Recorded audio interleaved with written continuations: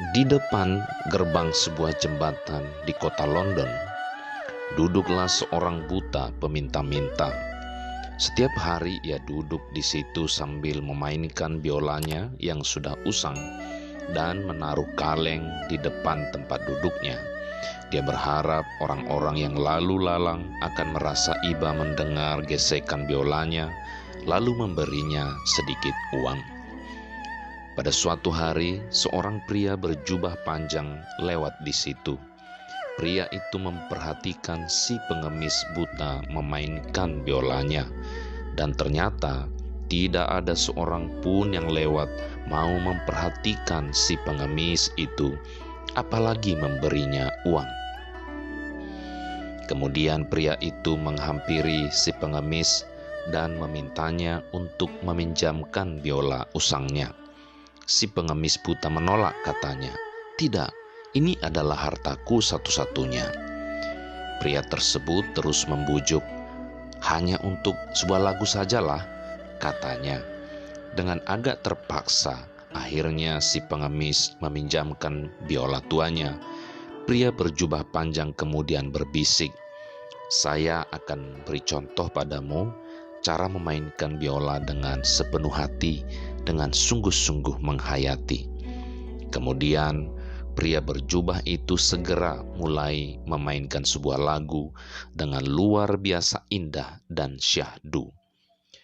Suara biola tua yang sama bisa menjadi sangat halus dan menyentuh hati, membuat semua orang yang lewat berhenti. Mereka berkumpul mengelilingi si pemain biola berjubah bersama si pengemis buta. Semua orang terdiam, terhanyut oleh gesekan biolanya. Kerumunan besar semakin banyak.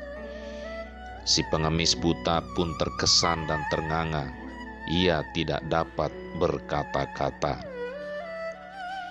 Kaleng yang tadinya kosong kini telah penuh dengan uang, bahkan hingga tidak tertampung. Bukan hanya uang recehan, tapi lembaran dolar banyak bertumpuk di situ. Saking banyaknya orang terhanyut, tidak cuma satu lagu, melainkan beberapa lagu dimainkan oleh si pria berjubah itu. Hingga akhirnya ia harus mengakhiri permainannya. Sambil mengucapkan terima kasih, ia mengembalikan biola kepada si pengemis dan berpesan, "Sekarang pulanglah. Dengan uang yang engkau dapat hari ini, belilah pakaian yang baik, mandi, cukur rambutmu, dan rapikan jenggotmu. Mulai besok bermainlah seperti yang aku katakan dan aku contohkan tadi." Sambil berlinang air mata dan gemetar, si pengemis mengucapkan terima kasih.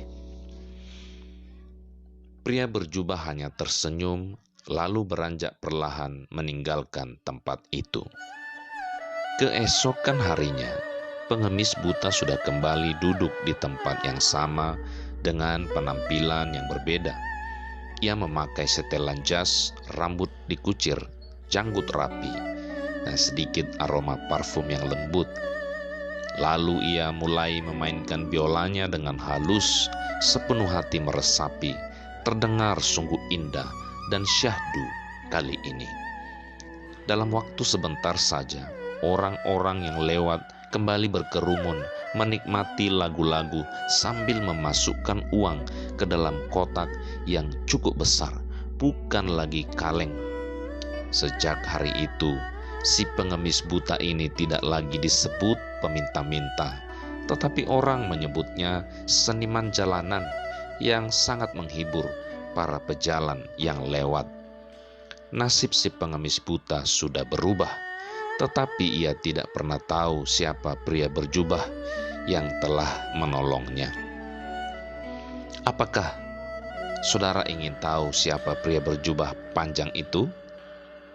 Ia adalah Niccolo Paganini, sang maestro biola. Paganini telah memberi bantuan sesuai dengan profesinya. Dia tidak memberi uang, tetapi ia telah memberikan sebuah resep yang sangat berharga.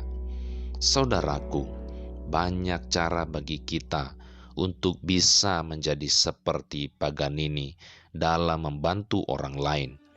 Lakukanlah sesuai dengan kemampuan dan talenta kita. Jadikanlah hidup ini penuh arti dengan cara membantu sesama. Kebahagiaan sesungguhnya adalah bukan berapa banyak orang mengenal kita, melainkan berapa banyak orang-orang yang hidupnya menjadi bahagia karena kita. Kiranya hidup kita boleh menjadi berkat dan bermanfaat bagi banyak orang.